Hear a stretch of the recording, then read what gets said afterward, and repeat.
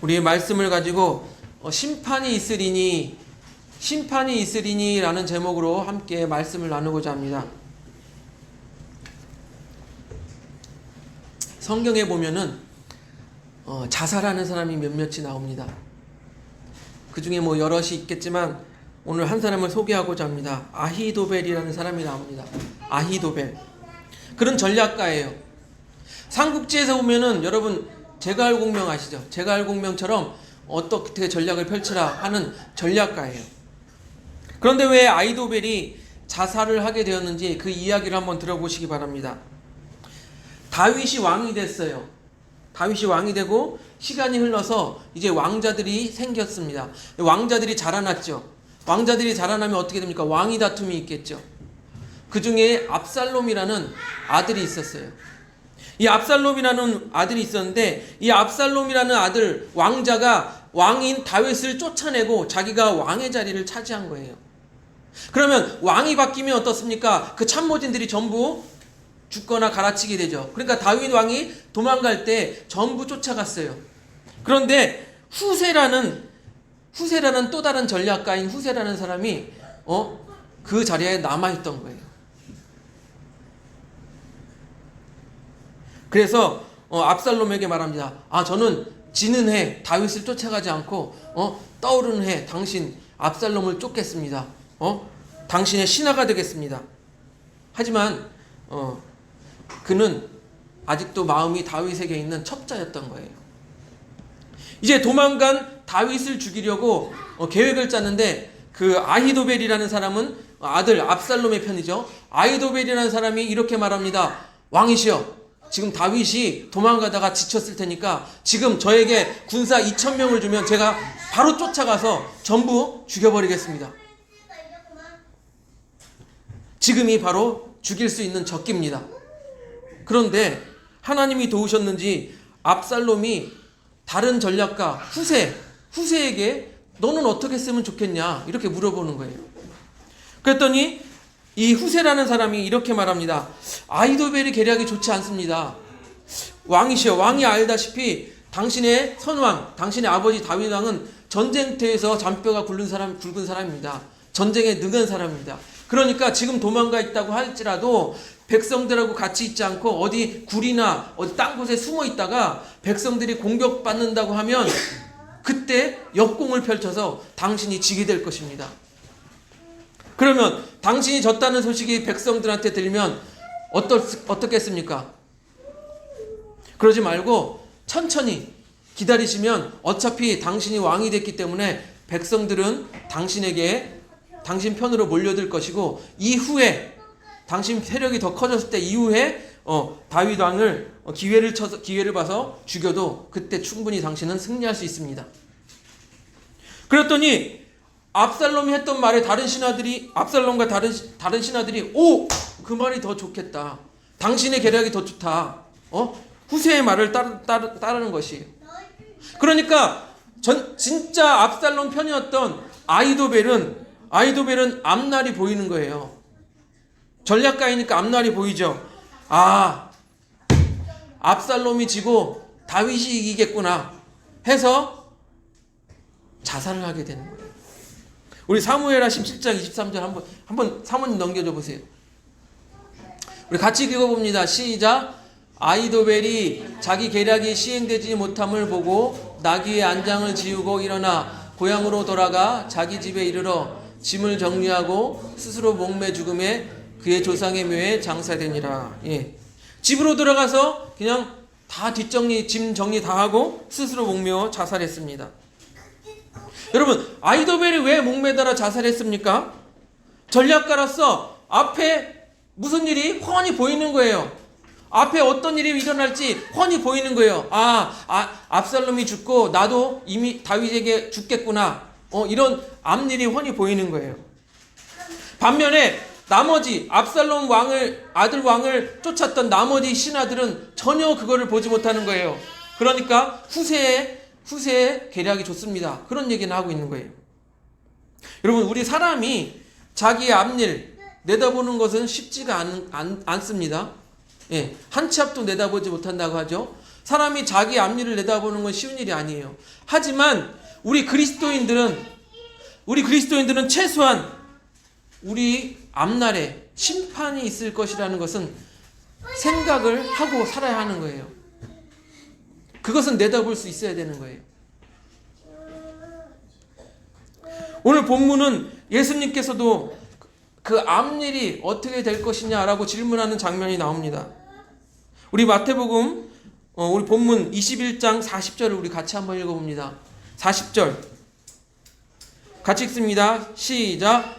그러면 포도원 주인이 올 때 그 농부들을 어떻게 하겠느냐. 도대체 포도원 농부들이 뭔 짓을 했길래, 뭔 일을 했길래 주인이 오면 어떻게 하겠느냐 물었을까요? 이 포도원 주인은요, 선한 주인이었어요. 포도원을 만듭니다. 산 울타리를 만들어요. 그리고 망대를 세워요. 그리고 포도즙 짜는 틀을 만들어요. 그리고 농부들에게 이 포도원 일꾼들에게 잘 맡겨놓고 내가 와서 결산하겠다 맡겨놓고 타국으로 떠나요. 시간이 지나면 우리가 가을을 맞이했듯이 시간이 지나면 결산을 해야 되는 거예요. 열매를 맺어야 되는 거예요. 그래서 주인은 열매를 거둘 때가 다가왔기 때문에 주인으로서 세를 주었으니 이제는 당연히 세를 받아야 되는 것 아니겠습니까? 그래서 타국에 있는 주인이 포도원으로 자기 사람들을 보냅니다. 그랬더니 뭐라고 그래요? 포도원에 일하던 사람들이 어떻게 했습니까? 우리 35절 같이 볼까요? 35절 같이 보겠습니다. 시작. 농부들이 종들을 잡아 하나는 심히 때리고 하나는 죽이고 하나는 돌로 쳤거늘. 아니, 세를 주었어요. 그래서 주인이 세 받으라고 보낸 사람들을 하나는 때리고 하나는 돌로 치고 하나는 죽이고. 포도원 주인이 열받을까요? 안 받을까요? 당연히 열받죠. 그런데 참습니다. 참아요. 그리고 다시 한번 기회를 줍니다. 다시 한번 사람을 보냅니다. 36절 볼까요? 시작. 같이 봅니다. 시작. 다시 다른 종들을 처음보다 많이 보내니 그들에게도 그렇게 하였는지라. 아니, 두 번이나 보냈어요. 두 번이나 종들을 보내서 세를 내라 했는데 다 죽이고 때리고 돌로 치고. 그럼 포도원 주인으로서 열받아요, 열 안 받아요? 열받는 거예요. 군대를 보내서 당장 그 포도원에 일하던 일꾼들을 다 쳐 죽이고 진멸해야 되는 거예요. 그런데 이번에도 주인은 참습니다. 그리고 이번에는 자기 아들을 보내요. 자기 아들을 보내면서 이렇게 생각합니다. 그들이 최소한의 양심이 있다면 내 아들은 존대해 주겠지. 37절 볼까요? 37절 우리 같이 읽습니다. 시작. 후에 자기 아들을 보내며 이르되 그들이 내 아들은 존대하리라 하였더니.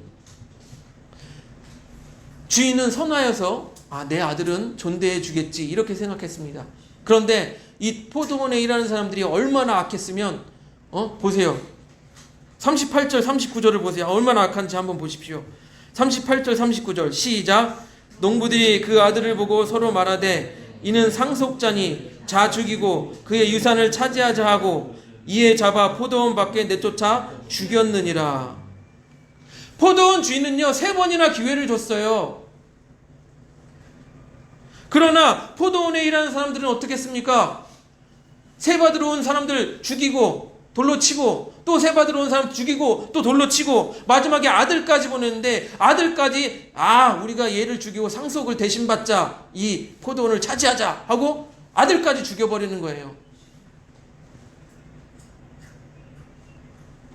아들을 죽이고 그 포도원을 자기 것으로 갈취하는 거죠. 이 상황을 비유로 말씀하시면서 예수님께서는 우리에게 그렇게 묻는 거예요. 아까 읽었던 40절. 그러면 포도원 주인이 올 때 그 농부들을 어떻게 하겠느냐? 여러분은 어떻게 생각하십니까? 여러분이 그 포도원 주인이라면 이 일꾼들, 이 농부들을 어떻게 하겠습니까?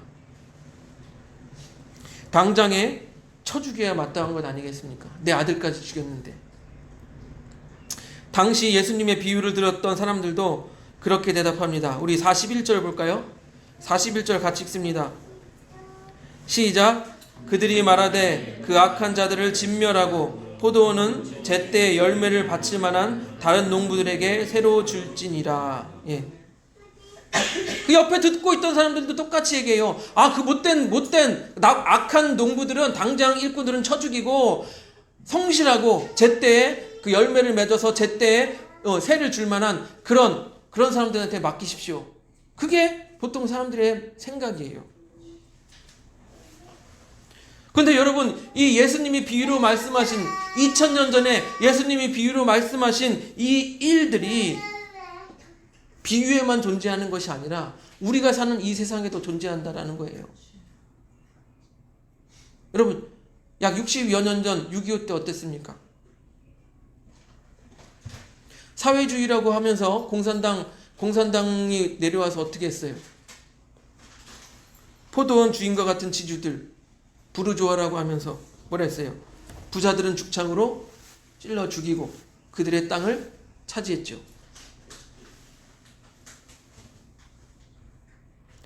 뿐만 아니라 교회 목사님들과 많은 기독교인들도 죽창으로 찔러서 죽였습니다.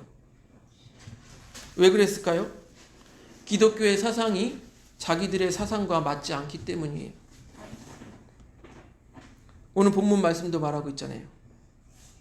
공산주의자들이 아마 이 성경 말씀을 읽고 미리 읽고 기분이 나빴나 봅니다. 우리 기독교인들이 이런 사회의 사건들을 보면서 그냥 사회 일이니까 나 몰라 이러는 게 아닙니다.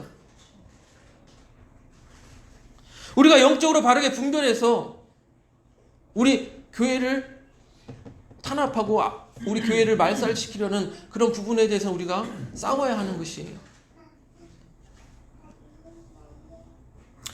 이 이야기를 예수님께서 비유로 말씀하시는 것을 보면서 우리는 영적인 깨달음을 얻을 수 있습니다. 첫째로는요, 주인으로 비유된 하나님께서는요, 포도원 일꾼들로 비유된 이 세상 사람들을 어떻게 해서든 회개하고 돌아오기를 기다리신다는 거예요. 아까 말씀드렸다시피 첫 번째 보내고 그래도 두 번째 보내고 또 세 번째도 보내고 마지막에 자기 아들마저 보내셨어요.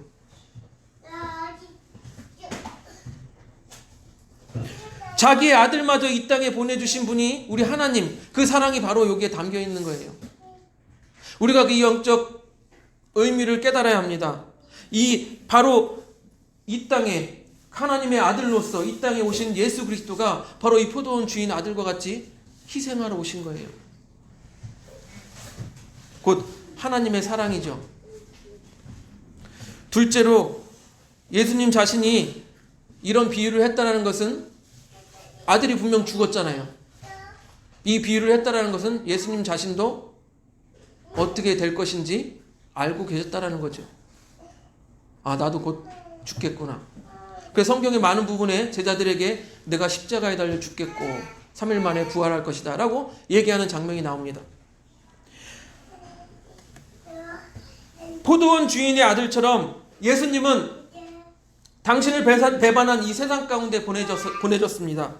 어떻게 될 줄 알았어요. 당신이 죽어야 될 줄도 알았어요. 그럼에도 불구하고 이 땅에 내려오셨어요. 사람들은 어떻게 했습니까? 욕하고 침뱉고 돌로 치고 채찍질하고 결국에는 십자가에 못 박아 죽였어요. 이 농부들처럼. 예수님은 당신이 그렇게 고난당할 것을 아시면서도 친히 이 땅에 내려오신 것이에요. 왜요? 우리를 사랑하기 때문에 당신을 희생하려고 오신 것이죠. 셋째, 포도원 일꾼들은 이제 자기들 세상이 된 것처럼 날뛰어도 결국에는 심판의 때가 있다는 것이에요.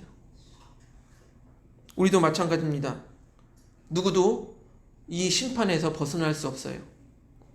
누구나 죽음을 맞이하게 되고 심판의 때가 있다는 것입니다. 우리 히브리서 9장 27절 같이 보겠습니다. 시작. 한 번 죽는 것은 사람에게 정해진 것이요 그 후에는 심판이 있으리니. 우리 누구도 이 심판에서 벗어날 수 없다라는 것입니다. 우리는 세상에서 천년 만년 살 것 같지만 길게 살아야 100년이에요. 그 후에는 뭐가 있다고요? 그 후에는 심판이 있다고 합니다. 이 포도원 일꾼들도 아들까지 죽여오면서 이제는 이 모든 것이 자기의 것이 될 것이다 라고 생각했지만 결국에는 이들 앞에도 심판이 놓여 있었다라는 거예요. 그들도 이제 주인이 와서 그들을 진멸시키고 새로운 일꾼들, 성실하고 열매 맺는 새로운 일꾼들을 앉혀줄 거예요. 여러분 42절을 보면은 예수님이 어떻게 표현되고 있냐면 예수님께서 건축자의 버린 모퉁이의 머릿돌이 되셨다라고 말하고 있습니다. 버려진 모퉁이의 머릿돌이 되셨다. 그런데 44절을 보면 우리 같이 볼까요? 44절 같이 봅니다. 같이 읽습니다. 시작. 이 돌 위에 떨어지는 자는 깨지겠고 이 돌이 사람 위에 떨어지면 그를 가루로 만들어 흩으리라 하시니. 예수님이라는 이 모퉁이 돌에 돌이 떨어지면 어떻게 돼요? 깨지고. 그 다음에 사람이 이렇게 있어요. 돌이 있어요. 예수님이라는 이 모퉁이 돌이 떨어지면 흩어져 가루가 된다고 해요. 어떤 느낌인지 아시겠습니까? 이거는 두 가지로 생각할 수가 있어요. 즉 악한 자들이 예수님의 심판을 받아서 깨지고 결국 가루가 되어버리는 심판의 의미로 우리가 생각할 수가 있습니다.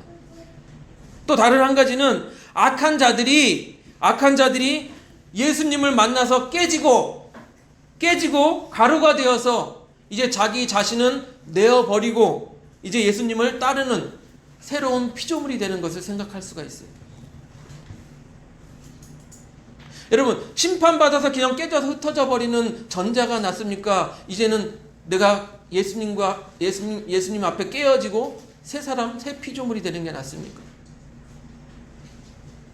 우리는 주님을 만나면 새로운 피조물이 되어야 되는 거예요. 사랑하는 성도 여러분, 예전에서 이런 글귀를 봤습니다. 그리스도인들 참 이상하다. 큰 덤프트럭과 사람이 지나가는데 덤프트럭이 꽝 박아요. 그럼 이 사람이 어떻게 돼요? 죽거나 아니면 제정신으로 일어날 수가 없겠죠.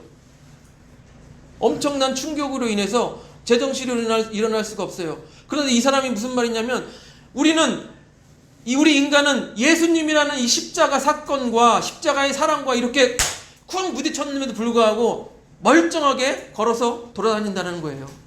멀쩡하게 아무렇지도 않게 변화도 없이 그렇게 돌아다닌다는 거예요. 참 이상하다라고 생각한다. 여러분 우리가 십자가 사건, 예수 그리스도의 십자가 사건이라는 이 충격과 부딪히게 되면 우리는 새 사람이 되어야 되는 거예요. 이전 것은 지나갔으니 보라 새 것이 되었다.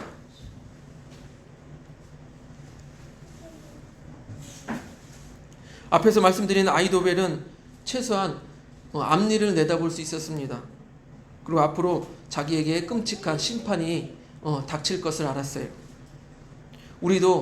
우리에게 앞으로 심판이 닥칠 것이라는 것을 알고 살아야 하는 거예요. 우리 그리스도인들은. 그래서 우리에게 경고하십니다. 21장 43절 우리 한번 같이 읽겠습니다. 마태복음 21장 43절 시작. 그러므로 내가 너희에게 이르노니 하나님의 나라를 너희는 빼앗기고 그 나라의 열매 맺는 백성이 받으리라. 아멘. 열매를 맺지 못하면 하나님의 나라를 빼앗길 것이고 열매를 맺으면 이제 하나님의 나라를 받을 것이다 라고 말하고 있는 것이에요. 여러분 우리가 앞에 어떻게 될지 심판을 생각하지 않고 살아간다면 또 우리가 그리스도인이라고 하면서도 열매를 맺지 않고 살아간다면 우리는 하나님의 나라를 빼앗길 수도 있다라고 경고하고 있는 거예요.